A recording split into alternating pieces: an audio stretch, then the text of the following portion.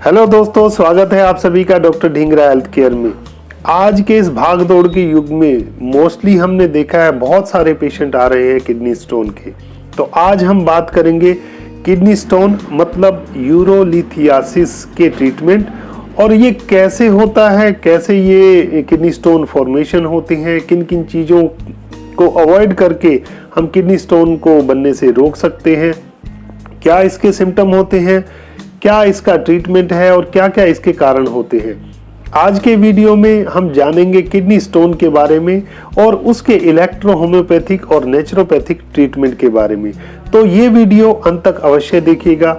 इस वीडियो में आपके लिए बहुत ही अच्छी इंफॉर्मेशन होने वाली है कि किडनी स्टोन कैसे बनते हैं और कैसे हम उसको बनने से रोक सकते हैं।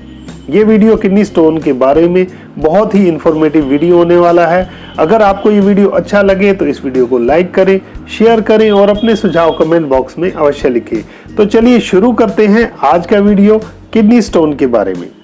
किडनी स्टोन, आज हमने देखा है कि बहुत सारे पेशेंट आ रहे हैं हमारे पास किडनी स्टोन के। बहुत ज्यादा लोगों में किडनी स्टोन का फॉर्मेशन हो रहा है। क्या होता है किडनी स्टोन? किडनी स्टोन जब हमारे यूरिन ट्रैक्ट में या हमारे ब्लैडर के अंदर या हमारे किडनी के अंदर कोई ऐसा हार्ड मटेरियल जो डिपॉजिट होने लग जाता है और वो फिर वो स्टोन का फॉर्मेशन ले लेता है, तो उसको हम किडनी स्टोन कहते हैं। ये जो हार्ड फॉर्मेशन होता है ये कैल्शियम का भी हो सकता है, यूरिक एसिड का भी हो सकता है, स्टेरॉइड का भी हो सकता है और सिस्टीन का भी हो सकता है। नॉर्मली जो किडनी स्टोन देखे गए हैं वो मोस्टली कैल्शियम के किडनी स्टोन होते हैं। उसके बाद नंबर आता है यूरिक एसिड का, उसके बाद आता है स्टेरॉइड्स का एंड उसके बाद आता है सिस्टीन का। तो कैल्शियम के जो भी स्टोन होते हैं वो कैल्शियम फॉस्फेट और कैल्शियम ऑक्सलेट से बनते हैं। मोस्टली कॉमन जो हमने देखा है वो कैल्शियम ऑक्सलेट से बने हुए स्टोन केसेस आते हैं। उसके बाद नंबर आता है यूरिक एसिड का, उसके बाद स्टेरॉइड्स का और उसके बाद सिस्टीन जो कि जेनेटिक फॉर्मेशन होता है। जेनेटिक डिजीज की वजह से ये फॉर्मेशन स्टोन्स का होता है। जब हमारे किडनी ब्लड फिल्ट्रेशन करने के दौरान और उसमें से सिस्टीन लीक होकर हमारे यूटीआई में आ जाता है या ब्लैडर में आ जाता है, तो वहां पे स्टोन का फॉर्मेशन करता है, तो वो सिस्टीन। लेकिन ये बहुत कम लोगों में देखने को मिला है। मोस्टली जो 70 to 80% केसेस में हमने देखा है वो कैल्शियम ऑक्सलेट के स्टोन्स होते हैं जो कैल्शियम एब्जॉर्ब ना होने की वजह से बनते हैं। कैल्शियम एब्जॉर्ब क्यों नहीं होता है? क्योंकि हम विटामिन डी पूरी मात्रा में नहीं लेते हैं, धूप का सेवन नहीं करते हैं, धूप में नहीं बैठते हैं।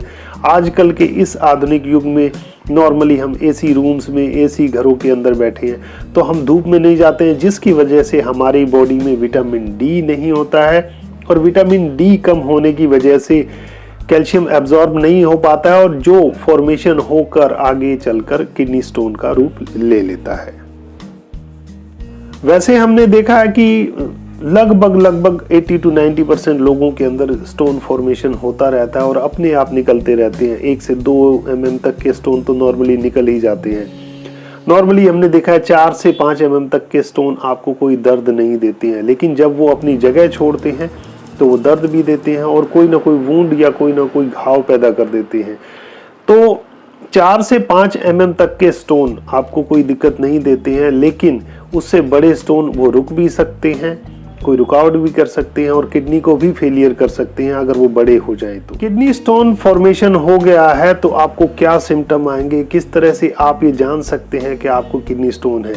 सबसे पहले जो आपको सिम्टम आएगा, जो मोस्ट कॉमन सिम्टम है, वो है पेन होगा। या तो आपके बैक में पेन जाएगा या साइड में पेन होगा, राइट में, लेफ्ट में, जिस किडनी में भी फॉर्मेशन हुआ है स्टोन का, या दोनों किडनी में है तो दोनों साइड आपको पेन होगा। नीचे लोअर एब्डोमेन के अंदर पेन हो सकता है, पेडू जिसको बोलते हैं, वहां पे पेन हो सकता है और पेन रेडिएट होके नीचे थाइज में जा सकता है या जेनिटल ऑर्गन में भी पेन हो सकता है, ब्लैडर के अंदर पेन हो सकता है। तो इस तरह के सिम्टम आपको सबसे मोस्ट कॉमन देखने को मिलते हैं। उसके बाद जो सिम्टम आते हैं वो आते हैं यूरिन में जलन होना, यूरिन करते समय दर्द होना या यूरिन करते समय जलन का एहसास होना, बहुत भयंकर जलन होना, दर्द होना। इस तरह के सिम्टम भी इसमें पाए जाते हैं। उसके बाद जो तीसरा सिम्टम आता है वो आता है ड्रिबलिंग ऑफ यूरिन, यूरिन का रुक जाना या बूंद बूंद करके आना, रुक जाना।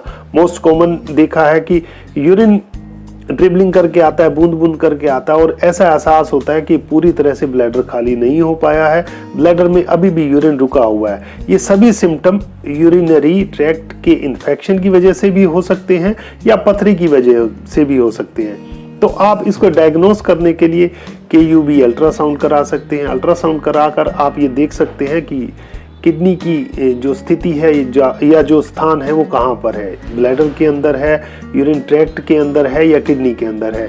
तो अल्ट्रासाउंड से आप सब ये जान सकते हैं। और जो सिम्टम आते हैं वो इसके साथ फीवर आ सकता है। फीवर इस तरह से आता है कि जैसे मलेरिया का फीवर होता है, ठंड लगकर बुखार चढ़ना, बार बार बुखार होना, ये सिम्टम भी आते हैं। और किसी पेशेंट के अंदर नौजिया या उल्टी की फीलिंग होना, वोमिट आना, ये सिम्टम भी देखे गए हैं किडनी स्टोन के अंदर। कैसे हम किडनी स्टोन को बनने से रोक सकते हैं? मोस्ट कॉमनली हमने देखा है जो लोग कम पानी पीते हैं, धूप का सेवन कम करते हैं, पानी का सेवन कम करते हैं और फल सब्जियां कम खाते हैं, पानी की मात्रा कम है, डिहाइड्रेशन है, क्रोनिक डिहाइड्रेशन है, उन लोगों के अंदर पथरी की समस्या देखी गई है। तो पथरी को बनने से रोकने के लिए हमें ज़्यादा से ज़्यादा पानी पीना चाहिए। कम से कम 3 से 4 लीटर पानी अवश्य पीना चाहिए, जिससे कि हमारी किडनी अच्छे से फिल्टर करे और वहाँ किसी भी तरह के फॉर्मेशन ना हो पाए और जो भी टॉक्सिन है वो पूरी तरह से फ्लश आउट होते रहे। उसके साथ साथ आप किडनी की पथरी बनने से रोकने के लिए नारियल पानी का सेवन कर सकते हैं। बहुत ही अच्छा रिजल्ट मिलता है नारियल पानी के सेवन से।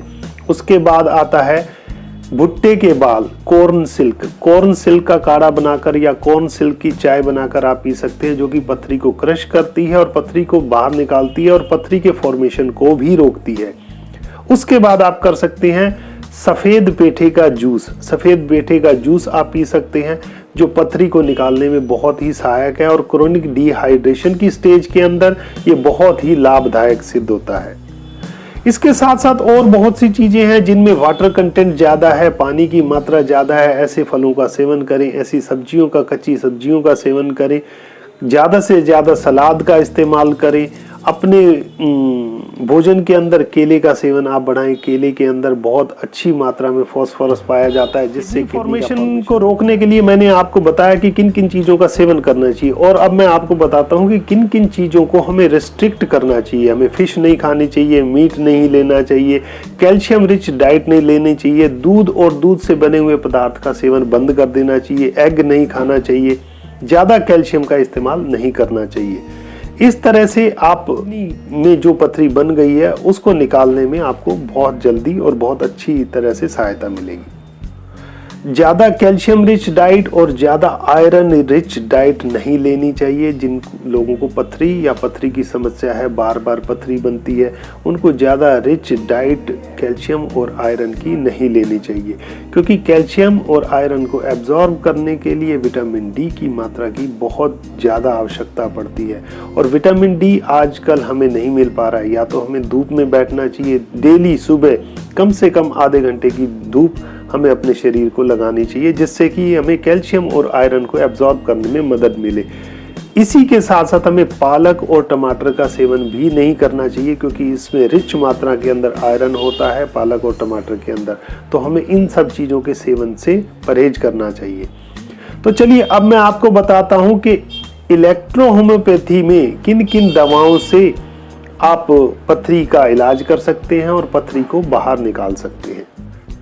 किडनी स्टोन के अंदर इलेक्ट्रोहोम्योपैथी की जो दवाइयां हैं बहुत ही चमत्कारी रिजल्ट देती हैं और ज़्यादा से ज़्यादा मैंने ये देखा है कि हमने लगभग 90% रोगों में सफलता प्राप्त की है।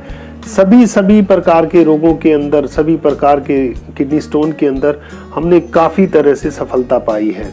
और मैं आपको बताता हूँ कि अगर किडनी फॉर्मेशन हो गया है और अगर वो स्टोन ब्लैडर के अंदर है, तो आप S2 का इस्तेमाल करें। S2 ब्लैडर के स्टोन को बहुत जल्दी निकाल देती है। S2 के साथ आप C2 का प्रयोग कर सकते हैं और उस फॉर्मेशन को रोकने के लिए, उस फॉर्मेशन को तोड़ने के लिए आप A2 का भी इस्तेमाल कर सकते हैं। S2 C2 और A2 का प्रयोग करके आप ब्लैडर स्टोन को बहुत अच्छे से और बहुत जल्दी ही निकाल सकते हैं।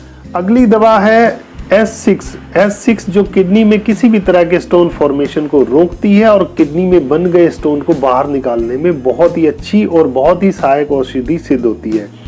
और अगर उसके साथ साथ किडनी में कुछ डैमेज हुआ है, किडनी में कुछ डिस्ट्रक्शन आ गया है, तो S6 के साथ आप C6 का प्रयोग कर सकते हैं। बहुत ही अच्छे और बहुत ही चमत्कारी रिजल्ट मिलते हैं इन दोनों दवाओं से। उसके बाद जो तीसरी दवा आती है वो है S5 जो है बड़ी से बड़ी पथरी को क्रश करने में बहुत ही सहायक सिद्ध होती है।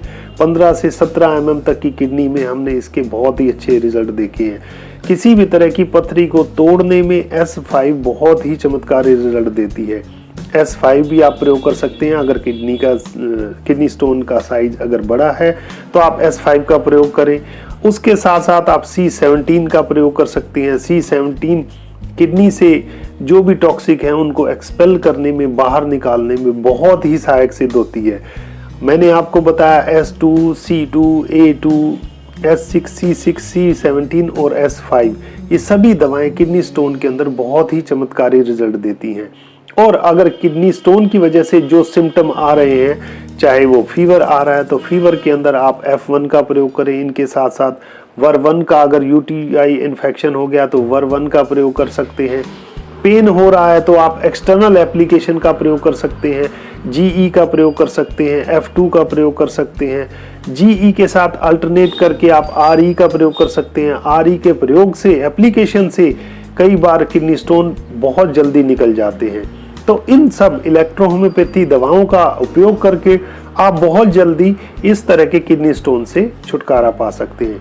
अगर आप भी इस तरह की किसी समस्या से पीड़ित हैं या आपका कोई अपना इस तरह की समस्या से पीड़ित है तो अपने क्षेत्र के किसी भी अच्छे इलेक्ट्रोहोम्योपैथ से संपर्क करें। बहुत जल्दी और बहुत ही अच्छे रिजल्ट आपको मिलेंगे इलेक्ट्रोहोम्योपैथी दवाओं के। और अगर आप हमसे संपर्क करना चाहते हैं तो मेरा व्हाट्सएप नंबर डिस्क्रिप्शन में भी दिया गया है और नीचे स्क्रीन पर भी आपको मिल जाएगा। तो आप मेरे व्हाट्सएप नंबर पर मुझसे संपर्क कर सकते हैं और मुझसे सलाह ले सकते हैं। आप भी मेरे व्हाट्सएप नंबर पर बेहिचक मुझसे संपर्क कर सकते हैं और अपने केस के बारे में डिस्कशन कर सकते हैं। किसी भी तरह की आप समस्या से पीड़ित हैं, किसी भी तरह की पुरानी बीमारी से आप पीड़ित हैं तो हमसे आप संपर्क कर सकते हैं। आपको बहुत जल्द आपकी समस्या का समाधान मिलेगा और बहुत ही अच्छा समाधान, बहुत ही उचित समाधान आपको हमारे यहाँ से मिलेगा। ये वीडियो देखने के लिए धन्यवाद।